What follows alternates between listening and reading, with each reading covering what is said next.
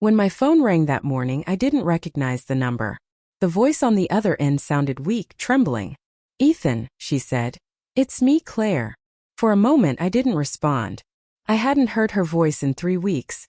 Not since the night she packed her things and left after another one of our endless arguments. Hearing her again from a hospital bed no less felt surreal. She said she'd been in an accident, something about a car and a night out gone wrong. Then came the part that made my stomach twist. I need your help. They won't discharge me until the bill is paid." That was how I found out my wife's business dinner had actually been a date. Not just any date. Her secret date with the man she'd been seeing behind my back. The man who vanished right after the crash, leaving her alone to deal with the consequences. I didn't say anything for a while. My mind replayed the last few months like broken film. Her sudden late nights, the perfume that wasn't hers, the strange half-smile when she checked her phone. I'd asked once if something was wrong between us. She laughed it off. "You're imagining things, Ethan. Don't be insecure." But I wasn't imagining. I was just ignoring. The truth came piece by piece. A coworker mentioning they saw her out with a friend. A hotel receipt that fell out of her purse. The unfamiliar cologne on her jacket. I tried to tell myself that people make mistakes, that marriage isn't about catching each other's lies. It's about trying to hold things together. But that illusion cracked the night she told me, plain and unflinching. "I'm not happy, Ethan. I want to feel alive again." I didn't ask with whom. I just stepped aside and let her go. Now, 3 weeks later, she was calling from a hospital, her voice thin and desperate. I almost felt something like pity, almost. "Why me?" I asked quietly. "Where's your someone who makes you feel alive?" There was silence. Then a small sob. "He's gone. He left. I have no one else." I looked out the window, watching the morning light spill over the empty street. I thought of all the nights I'd begged her to stay, to talk, to just care. Now she wanted my help. "Claire," I said finally, "you made your choice." Her silence on the line was heavy, filled with the kind of regret that only shows up when reality finally demands payment. I could hear the faint beeping of hospital machines in the background, the shuffle of footsteps, a nurse asking someone to sign forms. She tried to speak again, but her voice cracked. "Ethan, please. I know I hurt you, but I don't have anyone else." I closed my eyes. Those same words, "I don't have anyone else," were what I'd told her once years ago when I lost my job and the bills piled up. She'd brushed it off, said she needed space to breathe. Back then, I still believed love meant forgiveness. But now, hearing her beg through the phone, all I could think of was how easily she had traded loyalty for thrill. "What exactly do you want from me, Claire?" I asked. She sniffled.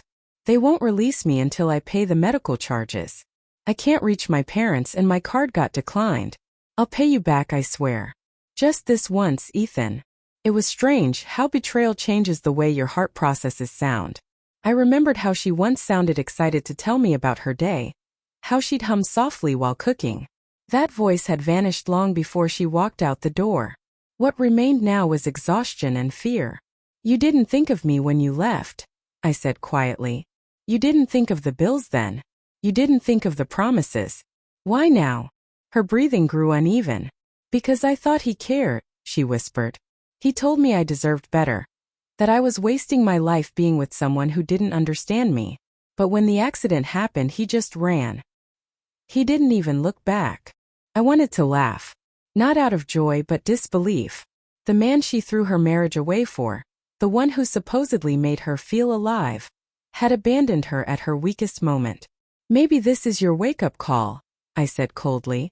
There was a pause followed by a small broken laugh. "Guess karma doesn't wait long, huh?" I didn't answer. Because deep down I knew that even though she was the one lying in that hospital bed, I was the one who had already survived the real crash. The one that shattered trust and left nothing behind but scars you couldn't see. I told her I'd think about it, then hung up. My hands trembled slightly, not from anger, but from the strange emptiness that comes after too much pain. I set the phone down and stared at the faint reflection of myself in the window.